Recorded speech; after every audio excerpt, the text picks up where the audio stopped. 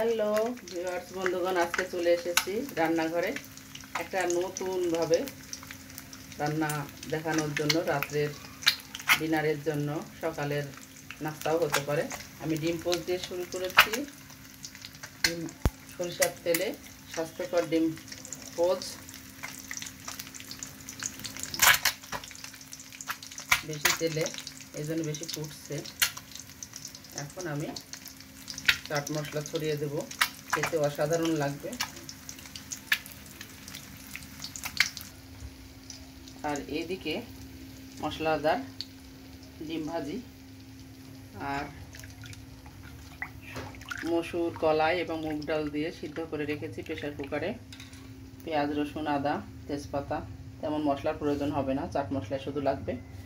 আর এই যে মিষ্টি কুমড়োর বীজ থেকে শুরু করে সব কিছু দিয়েছি এই ডালের মধ্যে দিয়ে দিব।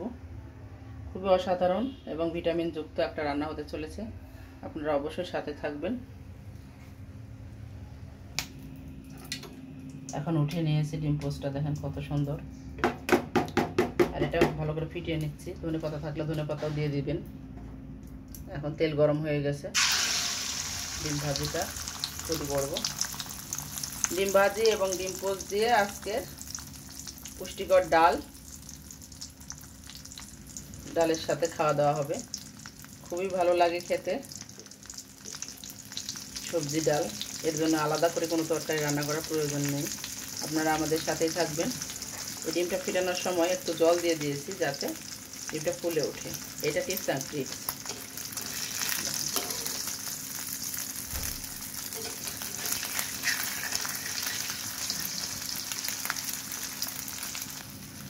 বিশাল বড় ডিম ভাজি তৈরি হয়ে গেছে, অসাধারণ স্বাদে।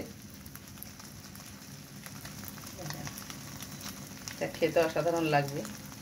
চাট মশলা আমরা সপ্তশীদাস ব্লগ চ্যানেলে দেওয়া আছে। বন্ধুরা আমাদের সাথেই থাকবেন। কেটে কেটে দেখলে কিন্তু বুঝতে পারবেন না কীভাবে কী করতেছি। দেখেন ফুলে একেবারে সুন্দর হয়ে গেছে। এখন সম্বারা ফোড়ন দিয়ে নিয়েছি।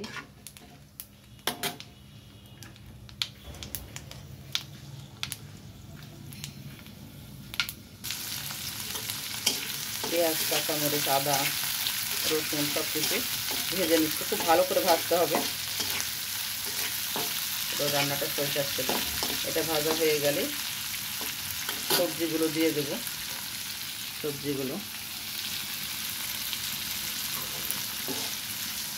আর এই যে ভেজে তুলে নিয়েছি ডিম ভাজি আর ডিম পোস্ট। রাতের খাওয়া জমে যাবে ডালের সাথে। আমাদের সাথে থাকবেন সপ্তর্ষি টিভি এবং সপ্তর্ষি দাস ব্লগ চ্যানেলের সাথে। পুরো ভিডিওটা দেখবেন প্লিজ। খুব সহজ রান্না একেবারে। তাছাড়া সপ্তর্ষির গান, নাচ, ড্রয়িং অনেক কিছু করে থাকে, দেখতে পারবেন একই ভিডিওতে, একই চ্যানেলে। সরি, এখন অনেকটা ভাজা হয়ে গেছে। সবজিগুলো আমি কিন্তু দিয়ে দিলাম। আর মিষ্টি কুমড়ার বীজগুলো দিয়ে দিয়েছি, কারণ এগুলোতে ক্যালসিয়াম, ম্যাগনেসিয়ামে ভরপুর।